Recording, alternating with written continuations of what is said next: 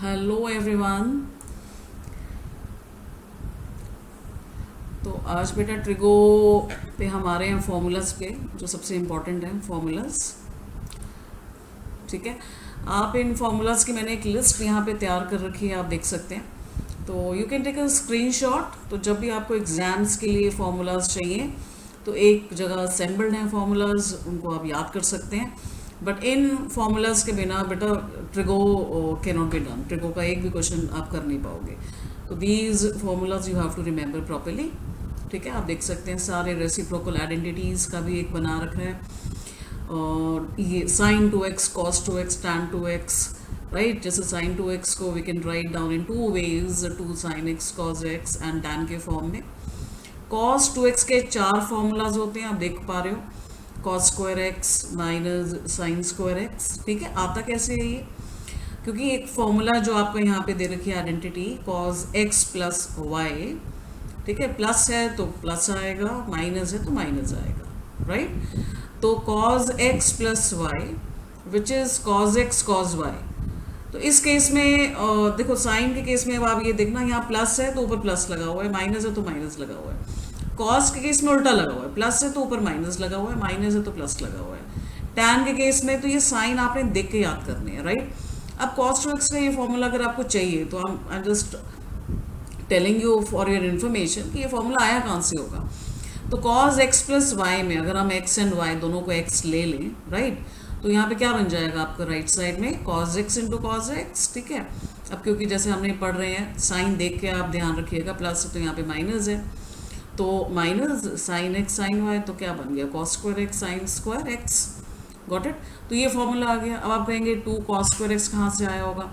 अगर आपने cos square x minus sign square x को कॉस में कन्वर्ट करना है तो ऑब्वियसली हमारे पास जो आइडेंटिटी है यहाँ पे आप देख पा रहे हो, साइन जो आपने 10th में भी पढ़ा हुआ है, sign square x plus cos square x 1 होता है। क्योंकि मुझे कॉस में बनाना है ये फॉर्मूला, तो अल्टीमेटली मुझे साइन स्क्वायर को कॉस में कन्वर्ट करना पड़ेगा। ठीक है, तो मैंने यहाँ से क्या किया, साइन स्क्वायर एक्स की वैल्यू ली और मैंने यहाँ पे पुट कर दी।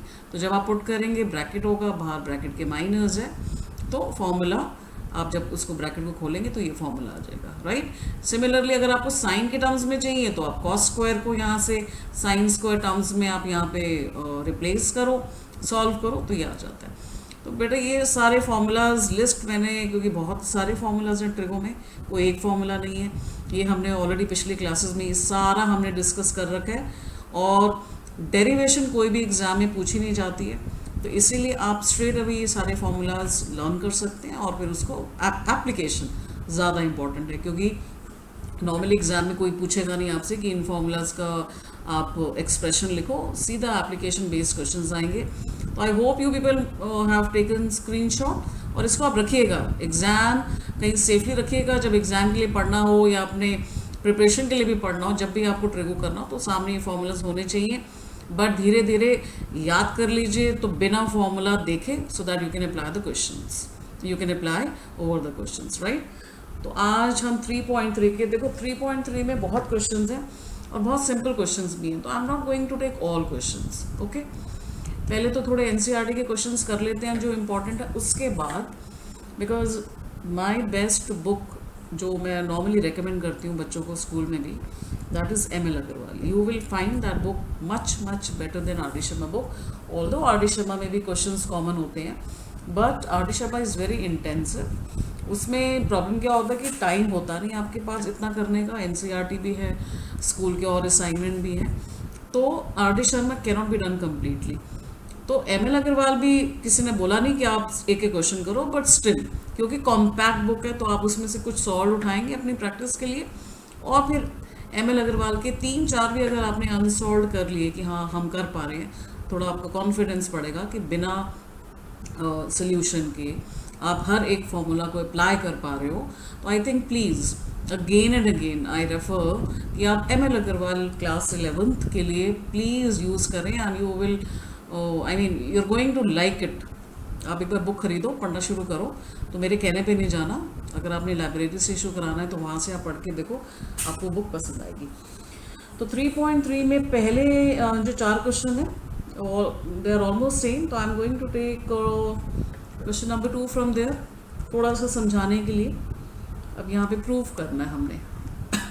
Proof that two sine square pi by 6 plus cosecant square 7 pi by 6 cos square pi by 3 को हमें प्रूफ करना है 3/2 के इक्वल। अब बच्चों को प्रॉब्लम कहाँ आ जाती है, जहाँ एक्यूट एंगल है वहाँ तो नो पाई बाय 6 30 डिग्री होता है, तो वैल्यू रिप्लेस कर देंगे। पाई बाय 3 मैंने आपको बताया अभी कि पाई बाय 3 कैसे, अगर नहीं भी आपको मालूम है डिग्री में कन्वर्ट करना, और ज़रूरी भी नहीं है कि हर बार हम डिग्री में कन्वर्ट करें, we can put the value directly. तो पाई का वैल्यू वैसे आप क्या करते हैं 180 degree by 3, that comes out to be 60।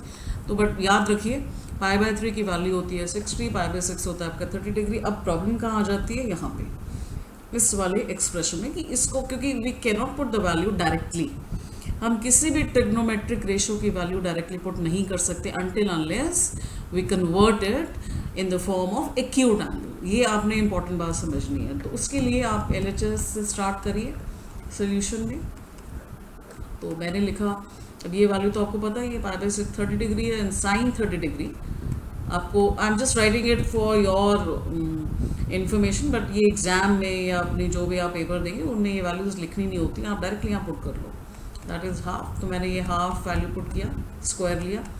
अब जहाँ पे आपका एंगल एक्यूट नहीं है बट मुझे इसको एक्यूट बनाना है, तो how will you make that 7 pi by 6। जैसे मैंने पहले भी कहा था, इसको हम ब्रेक करेंगे। हम ब्रेक ऐसे करेंगे कि हमारे पास एक एंगल एक्यूट भी आ जाए।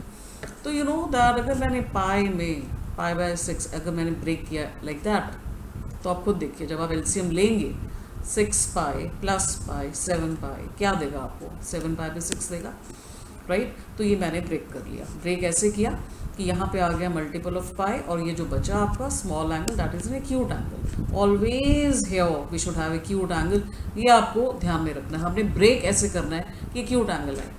अब cos square pi bye 30, cos pi by 30 60 degree होता है, कॉस 60 क्या होता है आपका हाफ होता है। आपने अगेन ये वैल्यू पुट कर ली यहाँ पे। Now 2 into this will be 1/4। अब यहाँ पे कैसे रिप्लेस करेंगे, अगेन ये फॉर्मूला जो हम साइन कॉज टैन के लिए पढ़ते हैं ना, दीज 3 आई मीन साइन के लिए जो एप्लीकेबल है वही इसके रेसिप्रोकल रेशियो के लिए एप्लीकेबल है। कॉज के लिए जो एप्लीकेबल है वही उसका रेसिप्रोकल सीकेंड के लिए एप्लीकेबल होगा। तो you have to remember that. अब कोसेकेंट किसका रेसिप्रोकल है, साइन का। And we know that sine pi plus theta, where theta is acute angle, कौन से क्वाड्रेंट में आएगा पाई, यहाँ तक हुआ पाई, और जैसे कुछ एक्यूट एंगल आपने ऐड किया it will fall in third quadrant, and in third quadrant sine is negative. तो क्या लिखते हैं minus sine theta. And the same rule will be applicable for cosecant.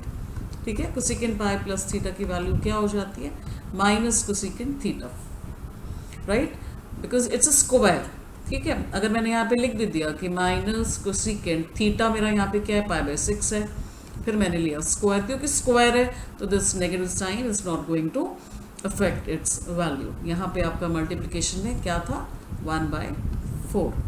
अब चलिए नेक्स्ट स्टेप में इसकी वैल्यू पुट कर लेते हैं। ये आपको दे देगा हाफ प्लस, अब ये प्लस हो जाएगा ना, cosecant pi by 6 is what, क्योंकि साइन पाई बाय 6 आपका लिखा भी हुआ है हमने यहाँ पे, साइन पाई बाय 6 हाफ है, तो कोसेकेंट क्या होगा रेसिप्रोकल रेशियो, तो दैट विल बिकम 2। ये चीज़ें ऑलरेडी आपको मालूम ही है जो आप 10th में करते आ रहे हो, तो same things we are using here. Got it, ये आपका कैंसिल हुआ, तो we are left with what half plus 1 which is equal to 3/2 right side, right. तो these questions are of proving, तो ये उतने डिफिकल्ट नहीं है। सिमिलर एक और ऐसे क्वेश्चन कर लेते हैं।